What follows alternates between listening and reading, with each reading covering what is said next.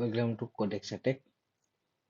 आज इस वीडियो में हम इमेज टैग के बारे में पढ़ेंगे। इमेज टैग यूज करके हम HTML में क्या कर सकते हैं।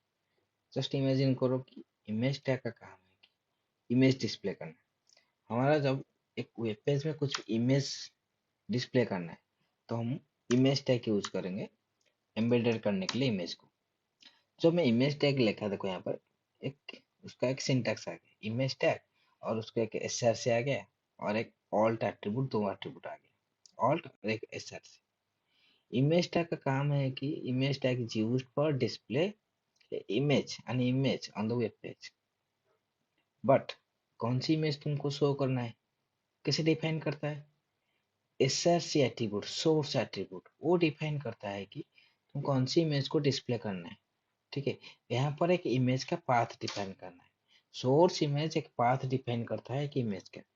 तो हम दो तरह का पाथ डिफाइन कर सकते हैं, एक एब्सोल्यूट पाथ, एक रिलेटिव पाथ। यूआरएल, यूआरएल दो टाइप का होता है, एक एब्सोल्यूट, एक URL relative path.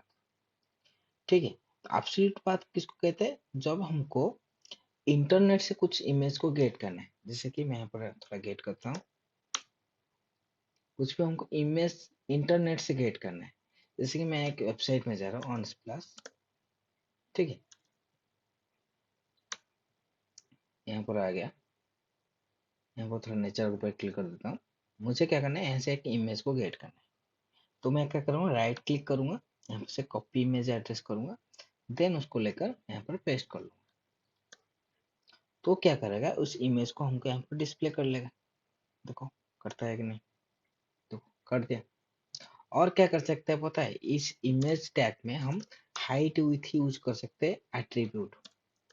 Height with attribute use कर सकते हो। हाइट विथ एट्रीब्यूट हो गया 200 तो हम SRC के अंदर एक पाथ डिफाइन किया। इस तरह का हम एक रिलेटिव पाथ डिफाइन कर सकते हैं। कैसे डिफाइन करते हैं, देखो रिलेटिव पाथ क्या होता है, हमारे सिस्टम के अंदर उस फाइल होना चाहिए। तो मैं क्या किया, अभी देखो यहाँ पर डाउनलोड कर दिया। ठीक है, डाउनलोड होने के बाद क्या करूँगा, थोड़ा मैं फाइल मैनेजर में जाऊँगा, यहाँ से कॉपी करके यहाँ से ले आया मैंने। यहाँ पर क्या करना है, इसको कॉपी करने के बाद यहाँ पर तुम्हारा तुम्हारा जो एलिमेंट तुम यहाँ पर यूज किए हो, जो टैग, उस पाथ में तुमको यहाँ पर पेस्ट करना है तुम्हारा इमेज को। देन उसका नेम भी तुम चेंज कर सकते हो, रीनेम कर सकते हो, जैसे मैंने इमेज दे दिया। ये हो गया तुम्हारा एक सिस्टम में जो इमेज फाइल है। ठीक है, उसको हम यहाँ पर कैसे एक्सेस करें? बेसिकली हम क्या कर सकते हैं, यहाँ पर इमेज टैग यूज करके इस फाइल का नेम तुम यहाँ पर यूज कर सकते हो। जैसे कि यहाँ पर देखो, यहाँ पर इमेज डॉट जेपीजी हमारे पास है। ठीक है, जेपीजी है, उसको क्या करेंगे, यहाँ पर एक हाइट दे देता हूँ 200, विथ भी 200। तो अब क्या होगा, देखो वो वाला इमेज हमको यहाँ पर डिस्प्ले कर लेगा। इस ऑल्ट एट्रीब्यूट का काम क्या है, इस ऑल्ट का देखो, जैसे कि मैं यहाँ पर पाथ को एरर करता है, नेम को एरर करता है, दैट मीन्स एरर हो गया। ऑल्टरनेटिंग कैसे काम करता है, ऑल्टरनेटिंग टेक्स्ट मैं क्या करूँ, यहाँ पे लिखते हैं नो इमेज। जब पाथ कुछ एरर दोगे ना, पाथ कुछ एरर हो गया, इस टाइम ऑल्टरनेटिंग टेक्स्ट इमेज के जहाँ पर इमेज शो करता है, इस बदले ऑल्टरनेटिंग टेक्स्ट डिस्प्ले कर लेगा।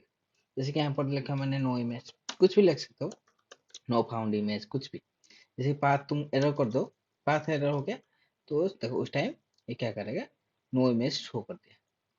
इस वजह से हम ऑल्ट यूज करते हैं, ऑल्टरनेटिंग थिंग्स।